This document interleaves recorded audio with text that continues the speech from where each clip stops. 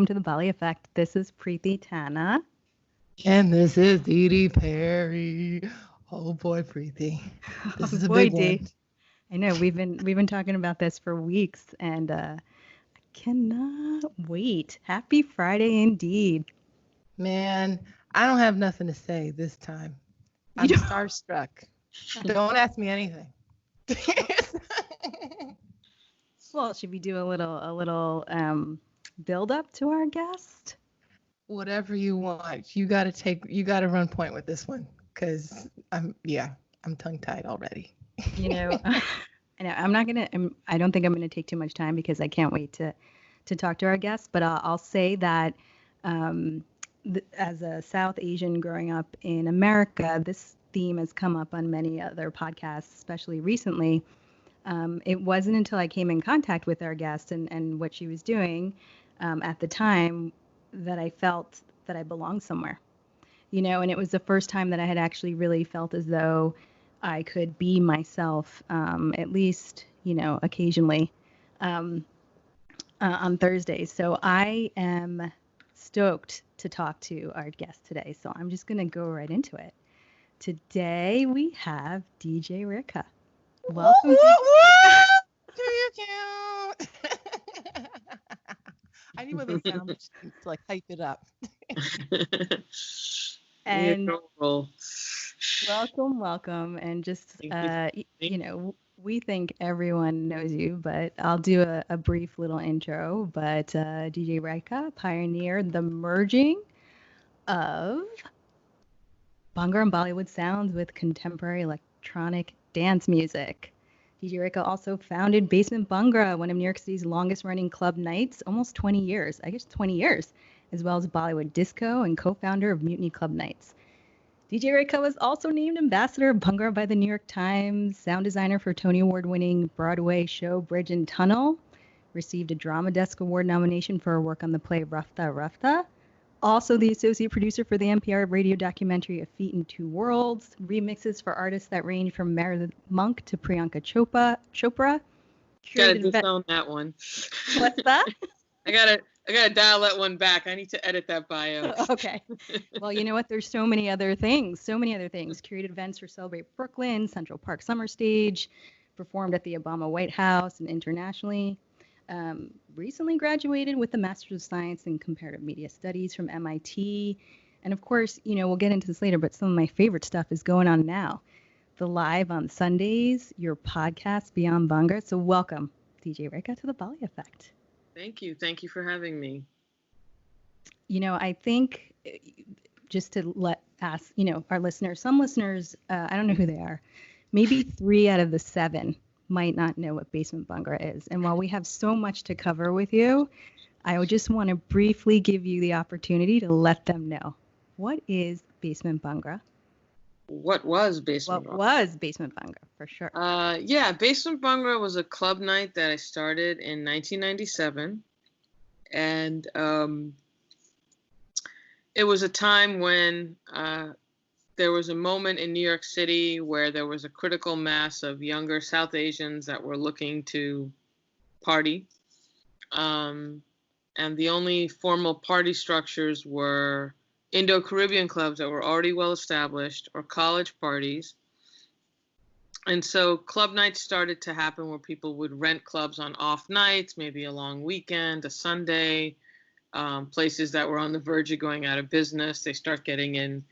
They didn't have their regular crowd. And I got asked by this venue, Sounds of Brazil, which is really just called SOBs now because its focus is shifted from Brazilian music, to come up with a night. And they had some limited experience with a few Bhangra acts. They often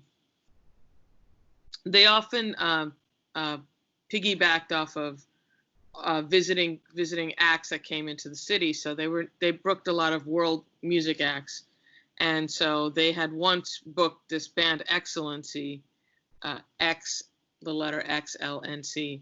And they did a summer stage, and then they had them on a Tuesday, and they remembered, wow, that was unexpectedly busy. And then Same thing. Another band was in town from Toronto for a cultural event, and the organizers try to get them, an extra gig, and SOBs didn't take them when they were performing, which is November. They said, come back in the middle of winter when we have nothing going on, and we'll try a night with you. And so we were called in. At that time, I was working with my partner, DJ Joy, to promote the night and see what's up. And so it was a cold Tuesday in February, and it was brick, and a good number of people came out. And then,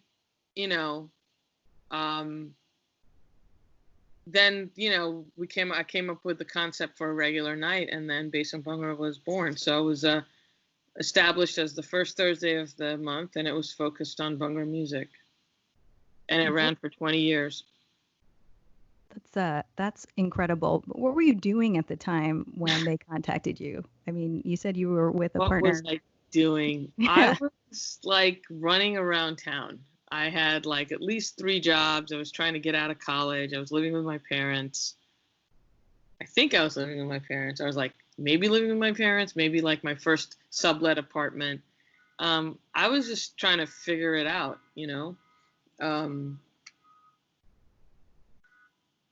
I was DJing a little bit. I was still doing private events. Joy and I would get booked by these promoters, these other South Asian promoters, and they would tell us, don't play too much Bhangra, Punjabi music. We don't want cab drivers, and don't play too much hip hop because we don't want thugs, or we don't want hoodie. What do they call them? They call them hoodies. Yeah, hoods or so. Basically, it was no black people, no poor people. And I was like, you know what? That's no fun. Can I curse? Because I was like, F you. That's the best music. And 1997, You have to understand that hip hop is not ubiquitous. Hip hop is still confined to certain radio stations. It's not mainstreamed yet. Eminem has not happened yet. So hip hop was seen as sort of a niche category. It wasn't, broad scale popular music. So people wanted things in doses. But and there's always, clubs are always music policing. They still are. There's always a genre that they don't want you to play. Right now, it's probably trap. It's that's too much fire. Can't do it. So there's always some style of music that's too much. But SOBs, they don't care. They're bring it. And do you remember the first Basement Bhangra? Yeah, I do. We had Bali. It was just a twist of weird things aligning. It was actually, we had Bali Sagoo the first time we called the night. Oh, wow. I remember that name. It was, Sony had just signed him. Bali Sagoo is a very influential music producer from UK. And I still play his stuff on the regular. He's from Birmingham, and he started out remixing songs, and then he started producing his own work, and it was pretty groundbreaking. And he had gotten a major label deal with Sony, and he put out this album. Well, actually, he put out Bollywood Flashback, but he had this original album called East is East. Oh my God, I'm blanking on the name. Rising from the East. Oh my God. Anyway, that album is sort of it's Buddha Bar before Buddha Bar. It's actually a very beautiful record. And the label was just looking to get him any kind of audience or promotion. And there was not a lot of formal infrastructure for those kinds of things. So they said, yeah, Bali will perform at your night. And we're like, okay. I'm in. That's great. And you're up there, Bali Sagoo first night. When you're looking out in the crowd, which I did not include me. When I was writing out the outline, I'm I was definitely there the first time. I was not. It took me another 3 years before I got to New York City and tapped into Basement Bhangra. But what were you thinking at that moment? And you're looking out and you're seeing this packed room and people are obviously having the best time. I mean, I don't know. I can't say. First of all, when we started, we were up on a balcony and we couldn't even see the dance floor. It was above the bar. We had to climb up this ladder. So you couldn't really see the dance floor. Eventually we came down, we started doing special nights on the floor, then we came on stage. It was sort of a metaphor for DJ culture at large that transpired over the 20 years. I don't know. I mean, I think like, Bali Sagu, I always look up to him, and I love his music, and I guess it was a good night. I don't think I ever like appreciated the success in the moment ever. And then, it didn't take off right away. That night was busy. And then we started a regular night, and it didn't pop off right away. It took like a year. There were some like, I mean, the thing about capitalism is if you don't hit your numbers every month, if you hit a peak and you don't hit the peak every single time, there's this sense of like, damn, I didn't make it. Mariah Carey got dropped from her record label after she sold 27 million records. Like, there's your personal test that you give yourself about what constitutes like success. I mean, that night I was probably like running around, trying to manage so many different things. I don't know. I was in school. I probably had homework I had to do. I don't remember all of it. It's true because I know I bought clothes and I returned them because I couldn't afford them. That I remember. We all did that. Those were the You too. I might have done that for my first Basement Bhangra night, actually. Yeah. I did that before the quarantine happened. He's still doing that.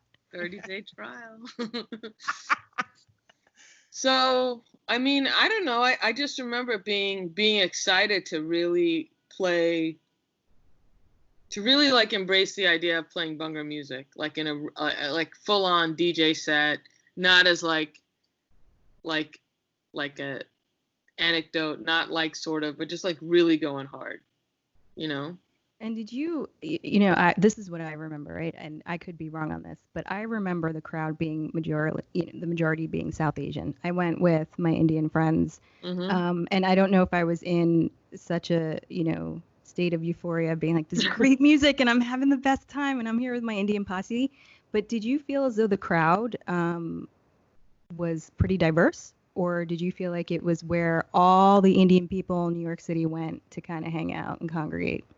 No, the crowd was pretty diverse. I mean, the funny thing is people think like, oh, when it got popular, did more white people show up? Actually, when it got more popular, more Desi people showed up. Yeah, isn't that? It started out as like a downtown New York kind of thing.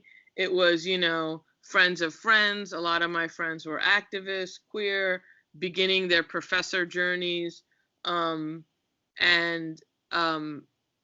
then people that would just go out clubbing. And we got noticed pretty quickly in like club magazines and things like that. And so it was always a very mixed audience, and it wasn't just Indians, it was South Asians in a variety.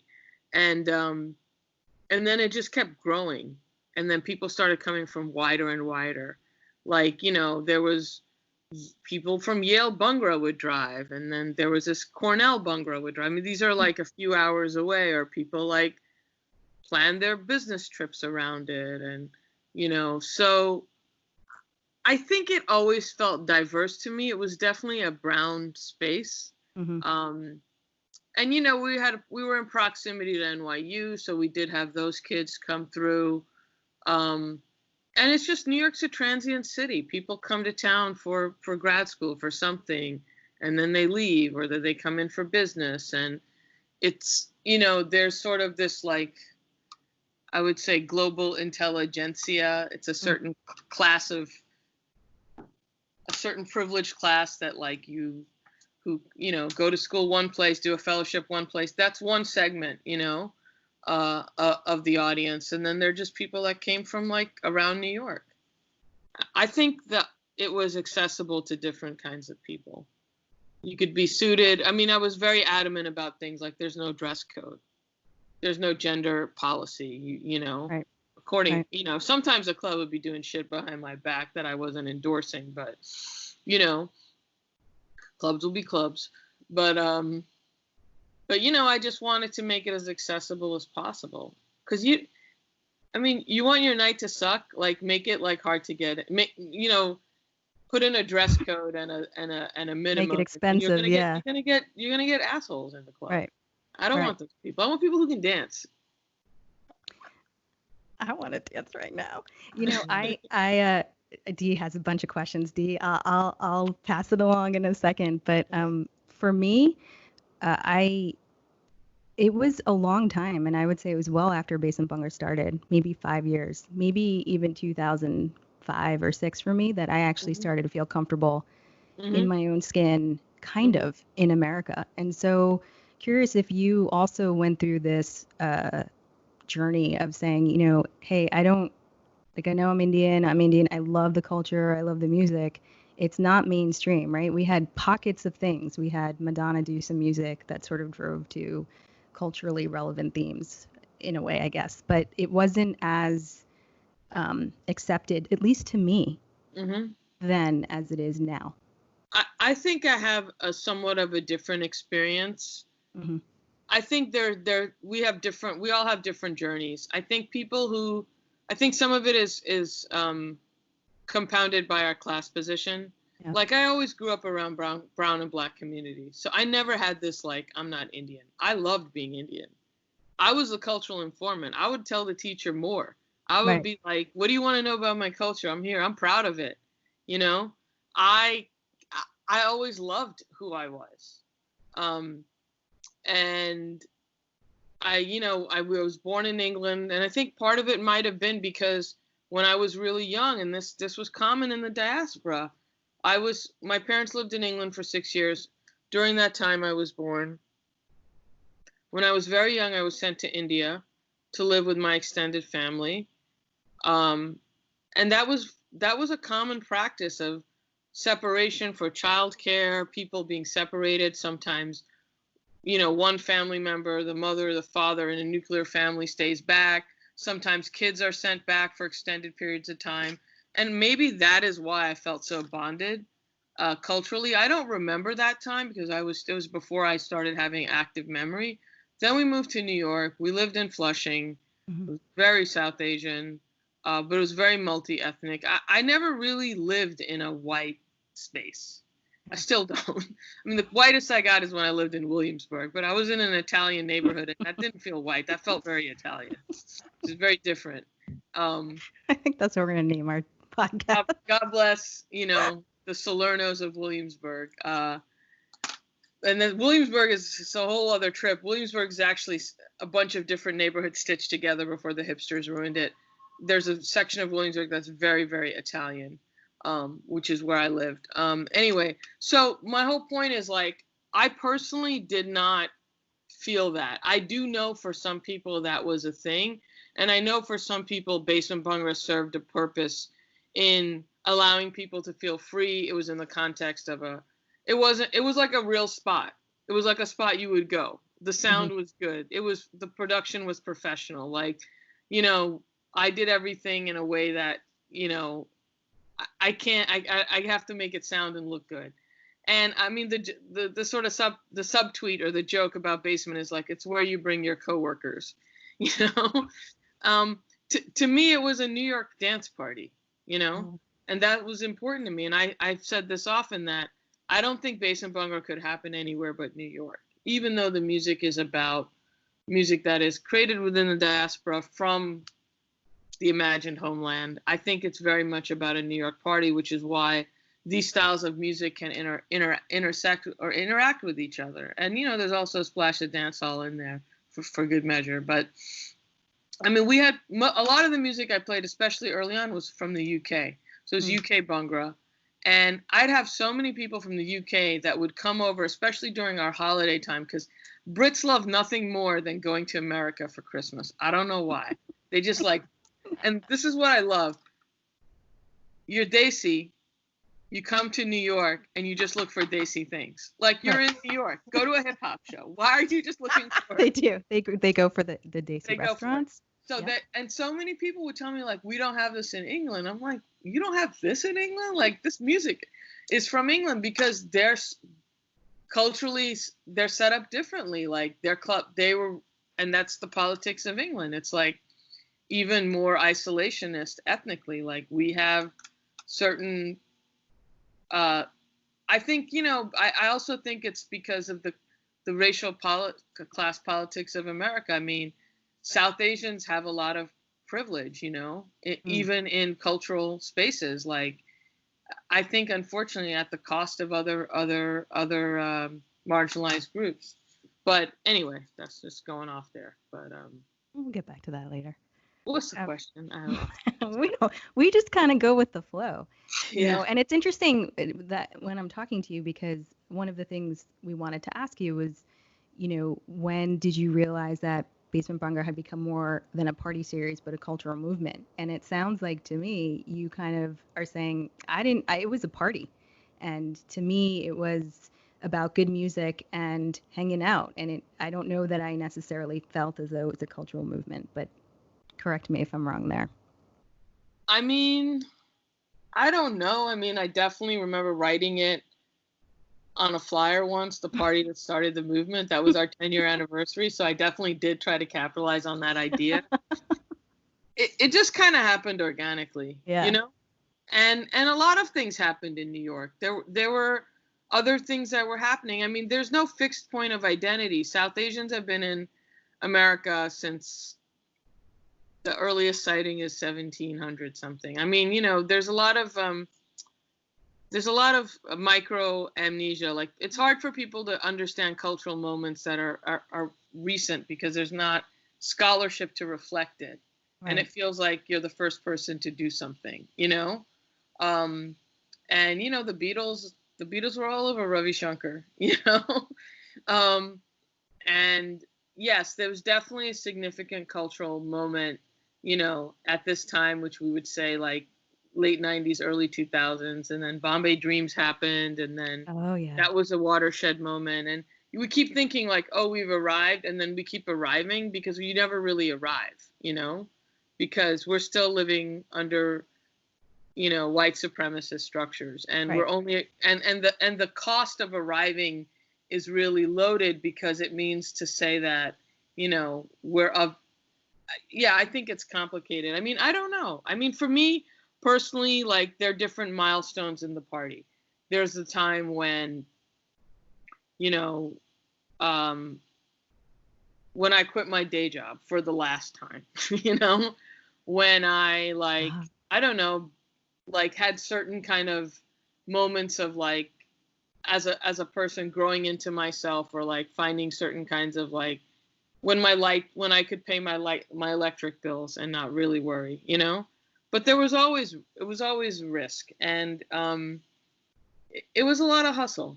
It was a lot of hustle all the time, and there was times when I was doing multiple nights, and I think watershed moments for me are like, honestly, when I got written up in the India Broad, I was like, oh shit, I made it, yeah,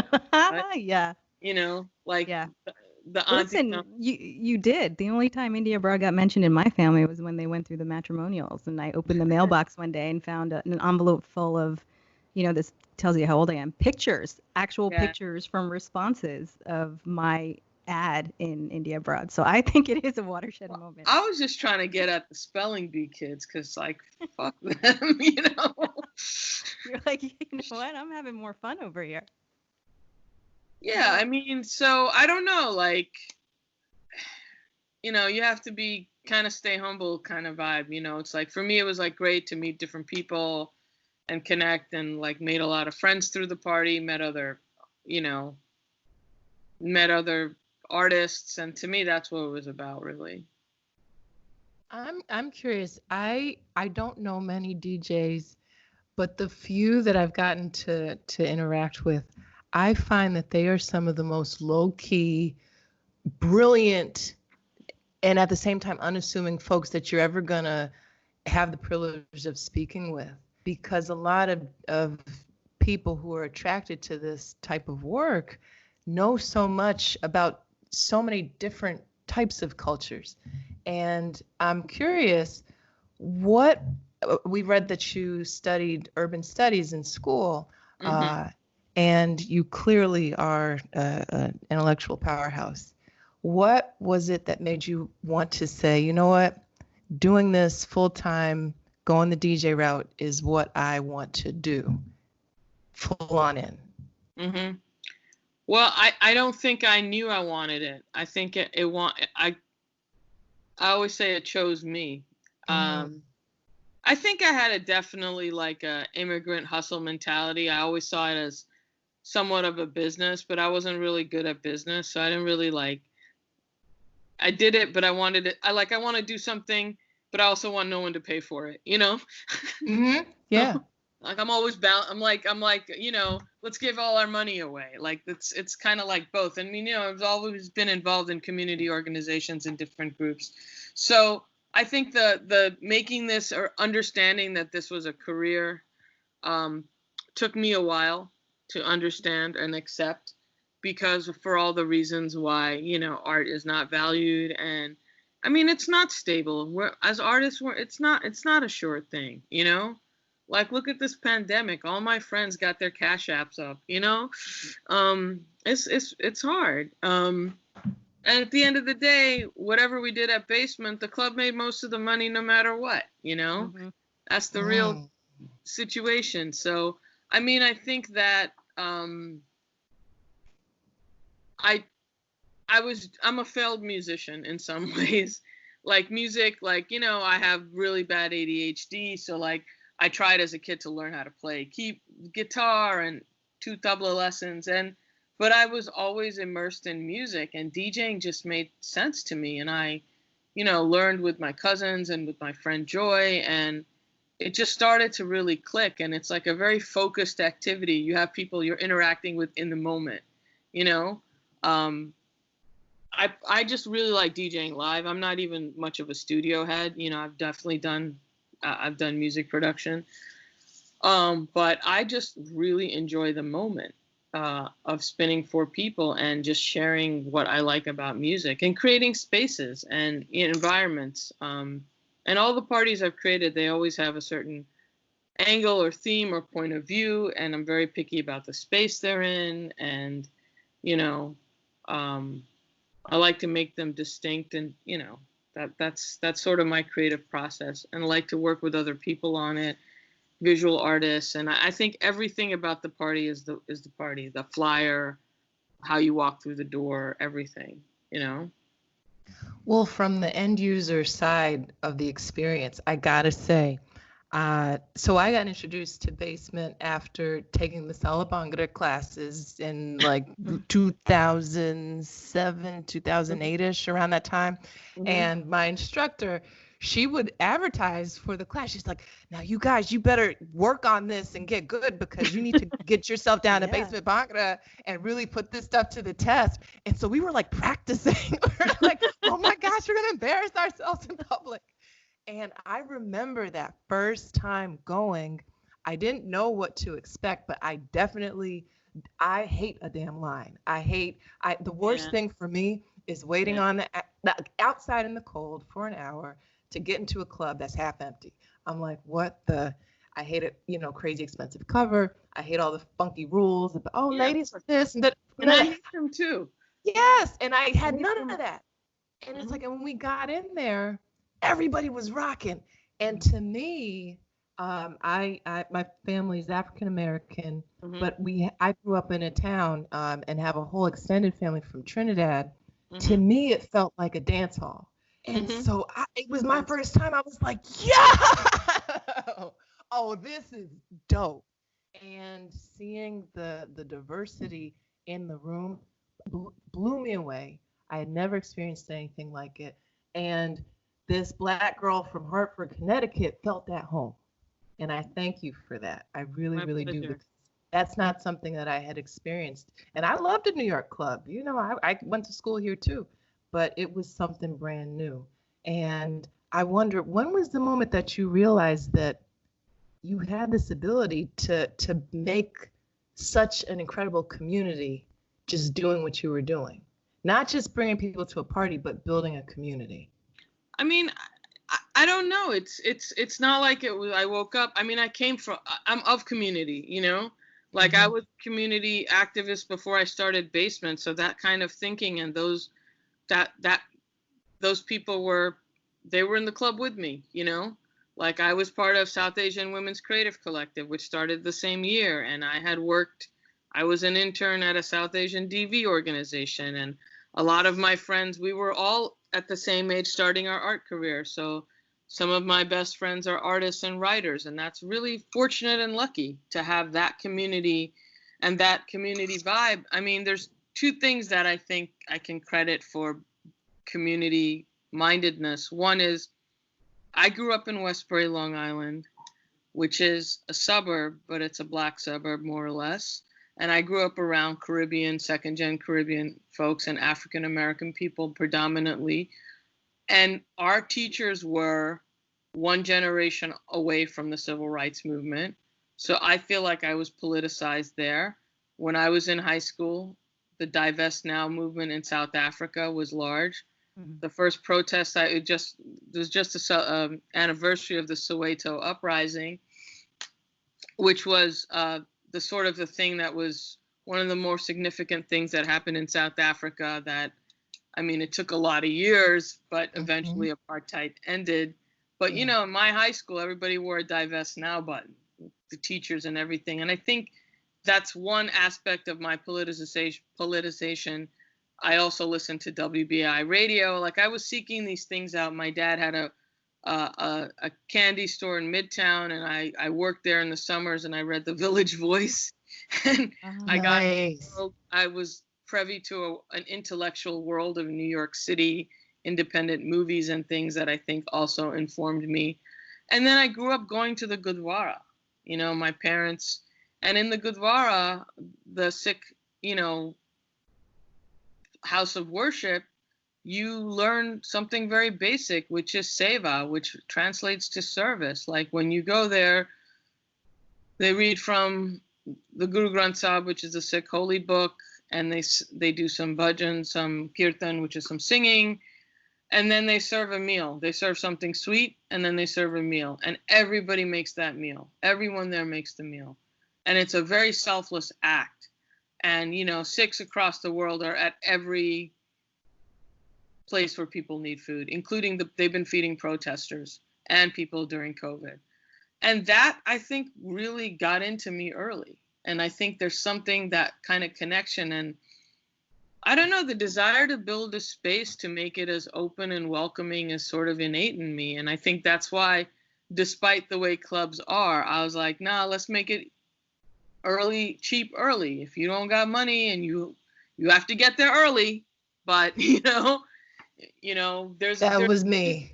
There's a window for you can get in early and you can get drunk because there's a free frozen slushy mojito, which is terrible, but you had three. You know what though? That was the night. That is exactly what we want. Yeah. That was it. I mean, for the club, it's like ice with some cheap alcohol, but it works.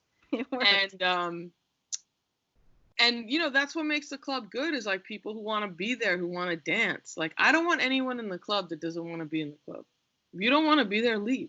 Like when we did our other night, Mutiny, which was inspired by, it was very drum and bass. It was inspired by the sound that was coming out of UK from like second, third generation South Asians that were experimenting with electronica and drum and bass. And it was definitely a different vibe. So we'd get some of our, it's the same email list, sending out the email for all the same things. We'd get some of the Basement Bhangra kids and they'd be like, what the hell is this? I'll be like, yo, here's your money, get out. Don't kill my vibe. Some of them would be like, yo, this is cool, what's up? This is different. So I guess like that is just kind of, I mean, club nights and DJs, we build community. And I always felt like the thing about the whole New York thing is like, Body and Soul was a club night in New York that builds community. There's so many different nights, Shelter. I mean, a lot of these queer spaces have long histories of building community. Mm-hmm. And I think, I think that's part of what dance spaces can do. And that's what they do, especially for people, marginalized people who don't feel a place to express themselves, And I think that's what Basement Bhangra ended up becoming. 20 years. I hope. 20 years, yeah. Oh, yeah. And look, 20 years of Basement Bhangra, you're so much more than this musical powerhouse, right? The ability to be a community organizer, tying back to Seva, right? Using your platform to raise awareness, to fight things like racism, sexism, misogyny, discrimination. did you have a moment in time where you said, was it after the 20 years where you thought, listen, this is I've built a platform, I've built an audience, and now I really need to give back to the community, and I can harness collective change and encourage individuals to think differently? Did that happen organically? I mean, I think that's something I've always done. I don't feel like it's like there's a moment where I switched it on. I mean, I serve on the board of an organization called Chaya CDC, and I've been involved with them informally for years, and I got on the board 2 years ago, and like, now I'm more invested in them. But throughout the years of Basement and throughout my DJ career, I've always been engaged in those worlds, whether it's like doing fundraisers or just amplifying causes. I mean, that's always been a part of what we do, or what I do. Do you want to talk a little bit about Chaya CDC? Sure. Chaya CDC is a community economic development corp that's invested in providing stability, economic stability for South Asians in New York. So we do things like provide foreclosure prevention training, economic, financial planning. Not planning. That sounds very like retirement fund. No, it's like financial counseling. That's the word. Financial counseling, citizenship training. It started out as like working around housing issues, but housing issues are part of like, structural inequity. So we work on many fronts, and especially during this time of the pandemic, we have a COVID relief fund, which we're raising money for, but working on many fronts. Started doing food distribution, which is not usually our line of work, but the need is so great.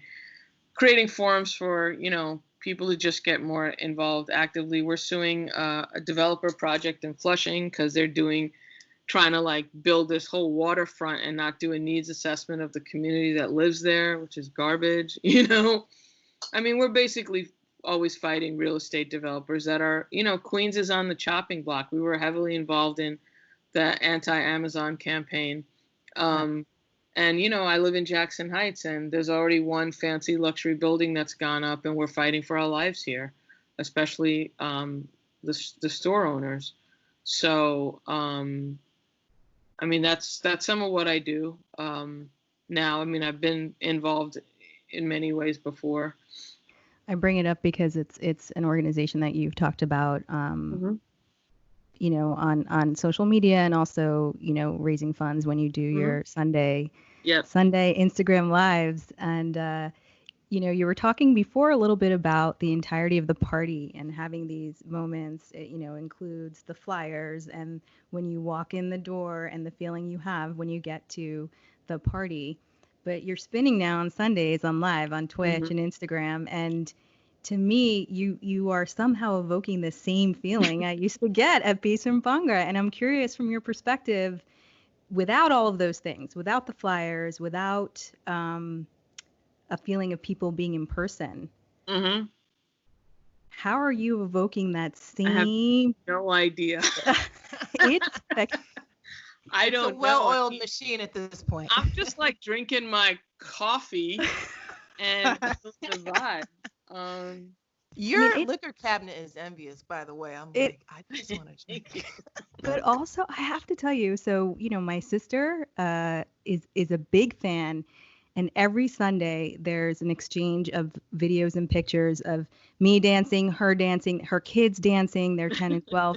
And this past Sunday, we were visiting our parents for the second time. We're all sitting outside separated, and the alarm goes off at 1:00. So my dad's alarm goes off for his medication, and my sister's alarm goes off, and she's like, "It's DJ Rekha time." And we're like, and so I'm like, turn it on, But I want to tell you that this is a thing that we during this pandemic, it has been, one of the things that really, I'm like, Sundays at 1 is coming. You have a moment. I mean, I will say a party creator trick is an appointment. It's like lock down, like own your day. Yeah. Own it. Like a lot of DJs, and this is why I did Thursdays. Like, I don't like to compete with people. I'm not competitive. I'm like, I want to just do my thing. Like, you do your thing, I hope a million people come to your thing. Just let me do my thing. Well, I didn't, you know, like in the early days of South Asian partying, there was like a lot of like fighting over venues and competing nights, and I'm just like, yo, let me have my thing. You know, I hope everybody goes out every day. And I'm like, Thursday means that if you have a day job, you got to mean it, you know? That's Like, totally. as a New Yorker, I loved partying. I used to go out during the week. One is because I was a DJ and I didn't have like a day job. But even when I had day jobs, you know, Monday, Tuesday, Wednesday, those were the best nights to go out in New York to me. So. Well, Dee Dee and I were supposed to do Instagram lives for the podcast Sundays at 1, and I was like, we got to change it. Sorry. My sister's like, too bad. I'm going to DJ Rekha. I was like, okay, we'll change it to the evening. I mean, I think part of the feeling is people's own personal nostalgia that has nothing to do with like what, you know, I think there's like the party ended 3 years ago. A lot of the people that are watching are people that are, you know, are not going to go out to a club even if I started it again, you know? It's like people have kids, people are different. It's also like people have moved away from New York, and I think the ability to have those people that know me for that, I think that alone, and I think it's weird, like with the live is like people comment and chat in, and it's a level of interactivity, and I'm trying to find the balance of engaging and then not talking too much and like figuring it out, and also fighting not getting shut down because you know, is that a ban? Like, why are they shutting that down? Is that it's just a copyright thing? Yeah. Oh. Because technically speaking, you have to license the music, but it's garbage because the platform should deal with it. The labels are like, Instagram, you can't play our music without paying for it. And Instagram says, user, do not play music where, you know, you're violating our terms of service. But TikTok is like, our whole platform is music, so we're going to make a deal with the label. And TikTok, you know, it helps songs get, there's like TikTok people that, I mean, that song, Billy Ray Cyrus, what's that song that was so big last year? Talking to somebody who doesn't remember anything. Dee Dee remembers everything. You know, not about country music. Song, that big country song. Oh, crossover country hit. I'm like, the one with the guy. Yeah, Old Town Boy. Old Town Road. Old Town Road. Okay. Oh, for the win. Okay. You got it. That came out of TikTok. You know, so every platform, you know, has its own pluses and minuses. So, you know, we were telling people to go to Twitch. One is production-wise, you can do more things in Twitch. You can have visuals and scroll and different things. Twitch and Facebook, Instagram is very limited technically. But then Twitch started cracking down. So it's definitely frustrating that there's at any point I could get shut down if I'm not careful. Well, if you do, they're going to have to take down a whole lot of other people who are... Well, they have been. I mean, everyone's complaining. Amira Questlove's complaining. Jazzy Jeff's complaining. A lot of DJs are complaining. Dee, you're good friends with him, aren't you? With Amir? Who? I would not say that. With but Amir? When I would say the really smart people who are DJs, that's who I had in my mind, but she dropped it, not me. Anyway, I continue on. Yeah. He's popped in a few times. I've known him for a long time. Very sweet person. Yeah, we've been on the bill together a few times through the years, and we have a lot of people in common. That's what's up. Now, you mentioned earlier, you know, it's a constant hustle doing this work. Over the 20 years, have you seen yourself evolve as a business person? Because most people would not think like, oh, you know, DJ and entrepreneurship, but my God, absolutely. Like you got to do everything. Did your style change? Did your approach to the work change? I mean, I think I had a grand vision of like building some like kind of empire type thing. And I felt like I don't think I was able to do it. I mean, I put out a record, I started a label.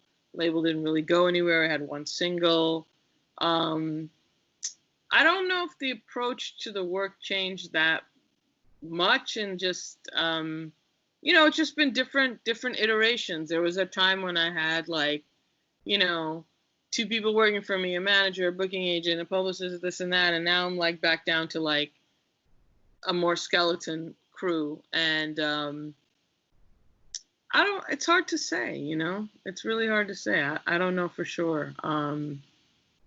I think the work is always changing, you know. The work is always changing. You're always trying to like incorporate, you know, I incorporate different sounds. You're always trying to keep up on the music. I mean, DJing on Instagram Live and Twitch is change. Every time you change the context, you change the performance, you know.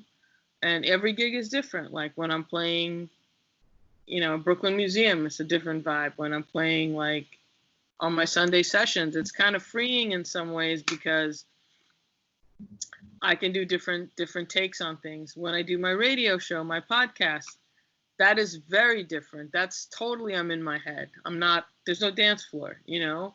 So I can really go like specific and I'm still programming like with the DJ's mind, but I'm not mixing it. I'm programming the set versus, you know, spinning it. And then I do a little section on the show where I just do like open format and I really get to highlight weird stuff.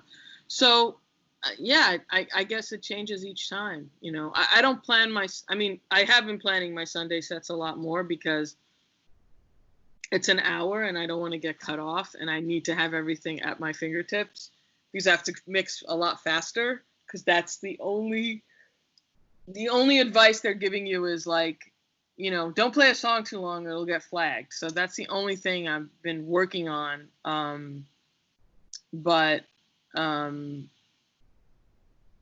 You know, I don't know, that's always in flux, you know. One question I've always wanted to know, and I say this as humbly as possible. Why is it that some DJs get so mad when you ask for a request? Because I'm like, the Cupid Shuffle is always the hit. All DJs. Always the hit. What's the problem? What's that about? Please. I will tell you exactly what it's about. Imagine you're doing your job. While you're doing your job, someone is looking over your job and telling you how to do your job. Oh. Imagine you're cooking and you're in the kitchen and you know what's up, and then someone's like, why don't you know what'd be really good is if you added some, think of it that way, more than and gotcha. It's just, requests are often, yeah, it's I mean, you know, a lot of times it's a drunk request. Not always. Sometimes requests are okay. They're a good idea. I mean, I also have DJ, like I used to do a residency at Kush Lounge, and boy, Friday night, Lower East Side bar, the requests were always, can you play something that's not appropriate at the time? You have a vision, you're in a mood, and the person coming in wants their song at that time when they want it. Yeah. And trust me, it's hard. When I have a few, I want to hear something that I want to hear, you know? Yeah.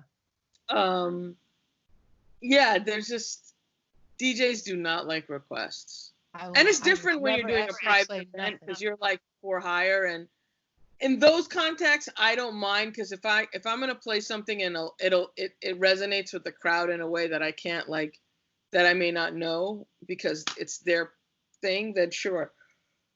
I mean, you know, even when I'm doing the lives, people be punching in their requests. I'm just like, nah, that's not where I'm going. I'll stop. I won't do it again. No. I've been schooled.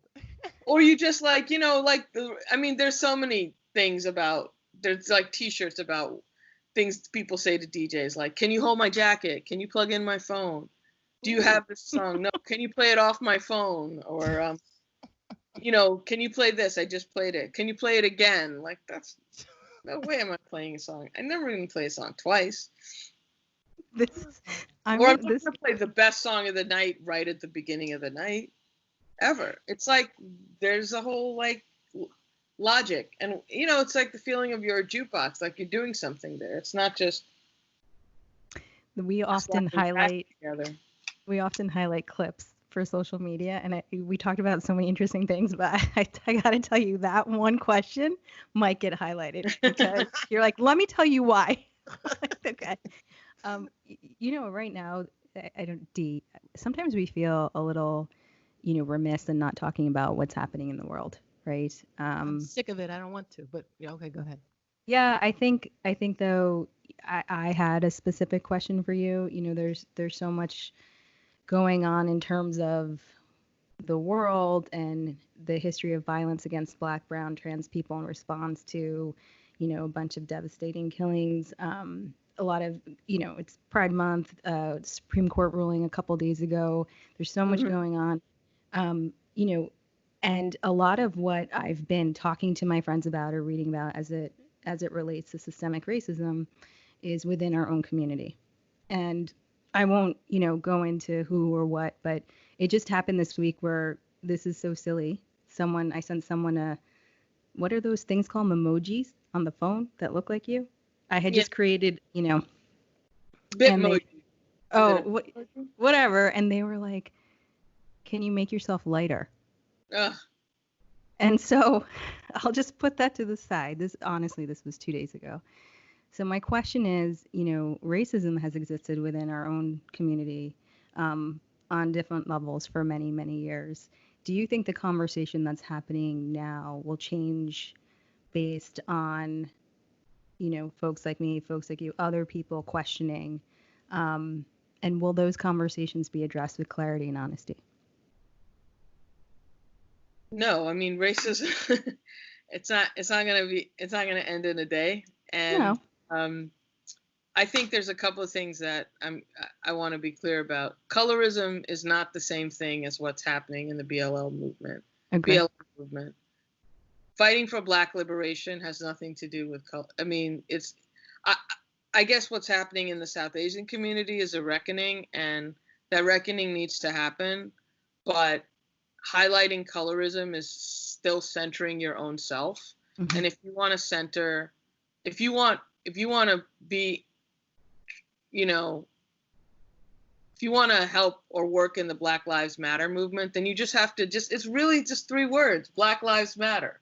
When you really think about it that way, it's not Indians are like, colorism exists throughout the world. And there's a book called How Not to Be a Racist. Mm-hmm. But there's another book by the same author called Stamped, and it's a history of racism. And I think that book is actually even more interesting about how colorism arises. And it does arise in the context of racism. But I think the community, South Asian community, is starting to talk about these things in a meaningful way. It's very positive to see people like getting it. It's also positive to see white people up in the streets, Yeah. And that's the one thing we're seeing about these protests, is that the diversity and sort of like, ripping the Band-Aid off is like, cops lie all the time. Mm-hmm. And it's not that this wasn't this kind of thing. I mean, when I saw 12 Years a Slave, I was like, oh, this is just a direct line to today. This is like today. And complete in the movie was the white savior from Canada. I don't know if you remember that. But Brad Pitt. Yep. Yeah, I mean, whatever. He got the movie made though, so he had to get his little like piece. Yeah. But I think, structural racism is complicated. White supremacy is complicated, and we all have to come to it from where we are. But we also have to center Black liberation, and that's where it starts. And if you have to think about it, and the other thing that I think our community is worse is not good about is our classism. Yeah. And this is where we talk about intersectionality. Mm-hmm. There's so much centering of whiteness as the center, that, and what those things are aspirationally, that I don't think we can really understand. And there's a lot of movements like talk to your parents about don't be a racist, and I'm just like, I don't know. That's still like it borders on white brown fragility to me a little bit. I think I get it. I mean, look, we've all grown up around extremely racist sentiments in our community. I've been around it, but I also play Black music. I'm also a DJ. It's a Black and brown art. Like, I want to know its context, its history. It's important to me. I'm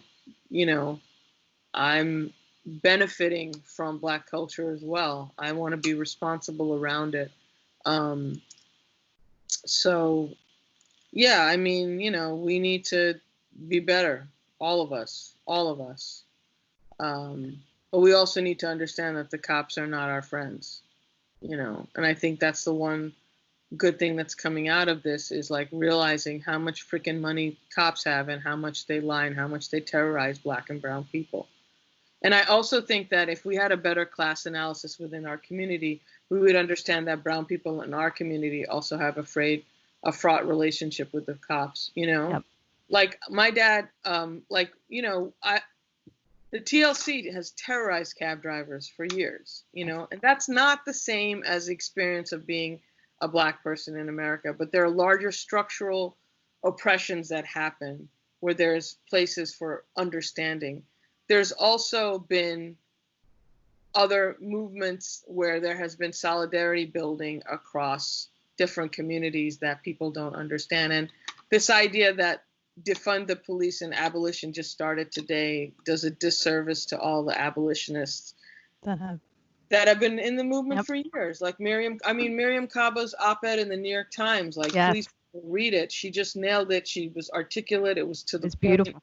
It made sense, and Miriam Kaba, who runs Survived and Punished, has been doing this work for years. Ruthie Gilmore has been doing this work for years. Like, this isn't coming out of thin air, This has been years of work for people. And I mean, every day it's just heart-wrenching to see the violence. I mean, people are now getting actually lynched in a blatant way, and it's disgusting. I hear it's awful. Like, there's been at least six lynchings now, and they're all saying it's suicide. It makes no fucking sense to me. It's bullshit, And this is serious, And I say burn it down. I'm with you. Sorry. No, listen, I appreciate you. Tea Party is, I mean, when this country values property more than people, when a movement is started by a supposed fake $20 bill and a man's life being crushed, like, what does it say about this place? When this whole land, the land that we sit on, is stolen, and it's based on settler colonialism. And, looting and rioting have been the tools of the colonizer and the oppressor for years. And for them to flip it on us and be like, yo, looting and rioting, it's all garbage, It is. It's like, jokes that are going around, like, if you want to see looting, go to a museum. Like, no shit. Facts. I have a question actually for either one of you. This moment, whatever you want to call it, that we're in, for me, feels like the first time in my 30 years that it seems as if so many other people of color seem to really be speaking out against the atrocities against Black people. Mm-hmm. And to me, one of the greatest tragedies that racism inflicts, that white supremacy, the idea, the ideology, because it's not real, but the ideology of white supremacy inflicts upon everybody, but in particular people of color, is this notion that there can be like a hierarchy amongst, the different groups. And so, well, if you're, this shade, or if you come from this place, then you can get a little bit higher on the totem pole or whatever.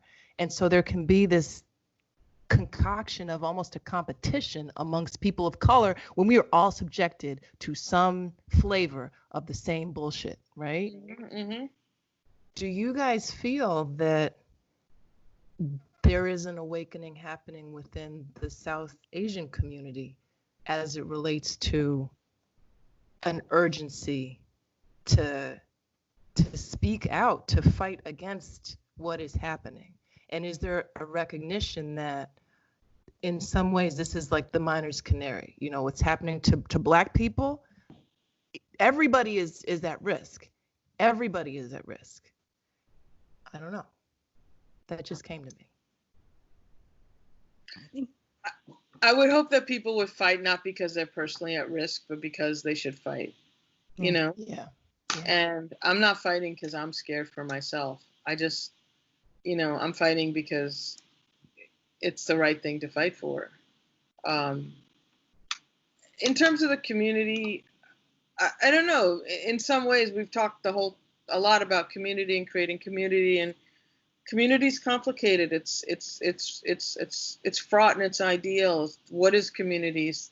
I don't feel accepted in my community the whole way. I'm queer, and I've there's definitely places that I'm not welcome, and I've dealt with a lot of effing sexism in the music business, and I don't even like really acknowledge it in a way where, but I don't know. I mean, do you want to take that? I mean, I don't know. That's it's a complicated.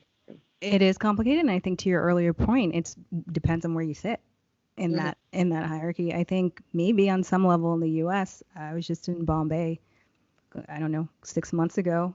I had a few conversations that came to me as classist, and I was a little surprised. And so I think that, depending on where you sit, actually, whether you're there or here, it's a different conversation and it's a different type of movement. But I do think there's an awareness that there is something that needs to be discussed.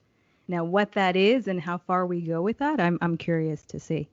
It's 8:02, and I have to tell you that this happens every time. Oh, damn it. There's first of all, there's a song. I don't mean to completely switch, but there is a song that reminds me of every freaking time I went to Basement Bhangra, and I want to play a couple seconds of it for you. Can I do that? Of course, it's your show. Okay, ready?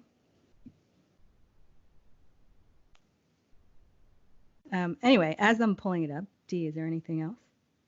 Okay. Well, I'm interested in knowing. There's the song. Go ahead. Holy.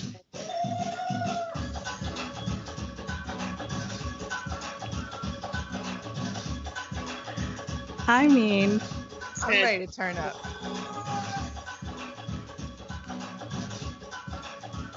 It's like, Yeah. That is to me the happy song, and brings me right back. And I just wanted to say that. And the guy who sang that song, unfortunately, he died really young. The vocalist, Sony Pablo, he died in Toronto, and the producer of that track is DJ Sanj. Yeah, no, that's a Basement Bhangra classic for sure. Yeah. Rounding out, I want to ask you, what, having gone through so much, shattered ceilings, broken all sorts of milestones, 20 years of Basement Bhangra, now you're on to podcasting, you graduated from school last year. What is next for you, both personally and creatively? Oh, what are you, my mom? I don't know. I'm just trying to survive this pandemic. A lot of gigs were kiboshed. So this Sunday Lives thing has been sort of grounding in many ways, and I've been reconnecting with people and expanding audiences. I'm going to plug the new Padma Lakshmi's new show, which is coming out this week. On Hulu. Anyone who listen to this, June 18th, it's dropping, and we've been friends for many years, and she's been to Basement many times, and it was really great to see her have an idea and just push and get it done in the way she wants. And, she roped me into a little bit of it, which I always go kicking and screaming in front of a camera, but she's like, and so I'm in one segment of an episode, and with my mates did the opening title credits music. So that's the latest thing. I don't know what's next. I'm exploring.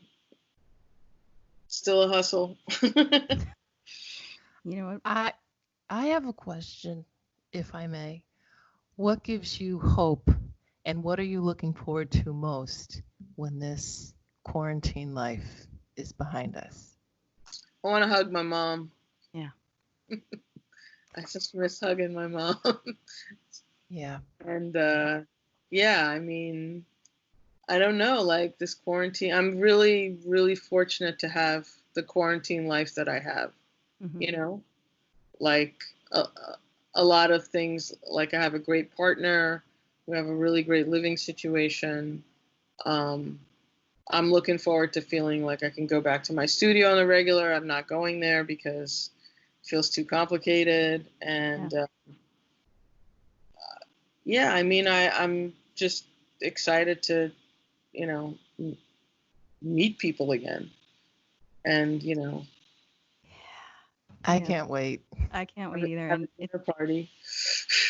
It's the number one answer, by the way, when we ask the hugs. Hug your mom? Yeah. Hug somebody? Yeah, I think the first person I see will probably get it. But yeah, I can't wait to hug my family as well. My niece and nephew. Yeah. It has been such an incredible pleasure talking with you this evening. Thank you. Truly. Thank you so much for joining us. You. And yeah, that's about it. It's still relevant.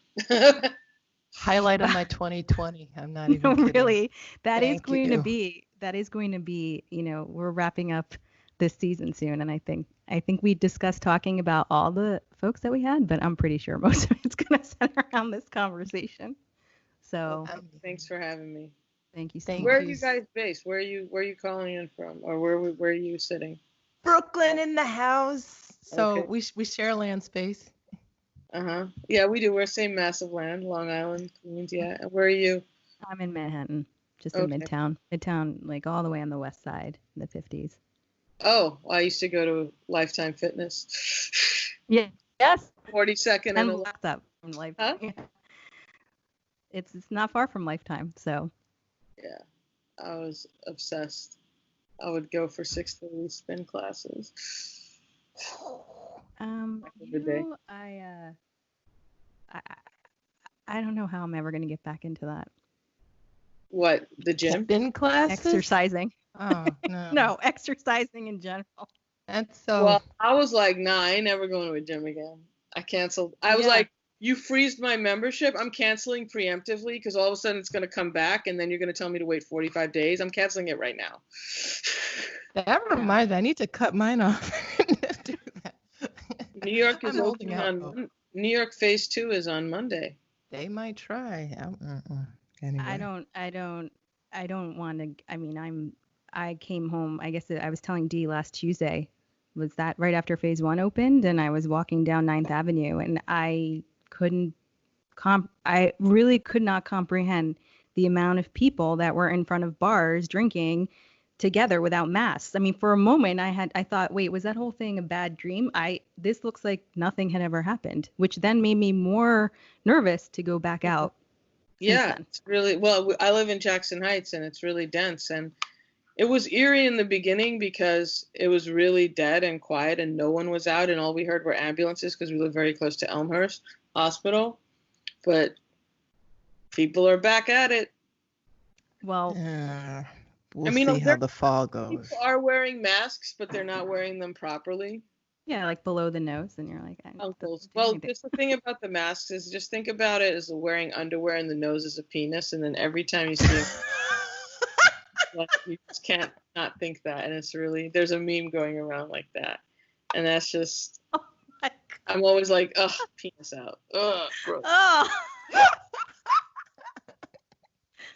It's like, that's the best thing ever. All the jokes. We'll probably drop this in, I don't know when. Yeah, let me know. Let us know. Send the email to admin. I'll send you an email and we'll grab a picture. We usually do a post on social media that has a quote. Yeah, of course. Something. We'll be following you on Sunday. See you Sunday. What's the name of the show so we know on the 18th again? Oh, Taste the Nation with Padma Lakshmi. Taste the Nation with Padma Lakshmi. It's on Hulu. On Hulu. Yes, I have. We'll drop all of this in the social media post. Mm-hmm. Yeah, and Chaya as well. I'd like to mention. Thank you. All right. Thank you. Thank you. Oh, and blessings to you and to your whole family. Stay safe. Keep on doing your thing, and we will all be better for it. So thank you. Thanks for having me. Bye. Take care. Bye.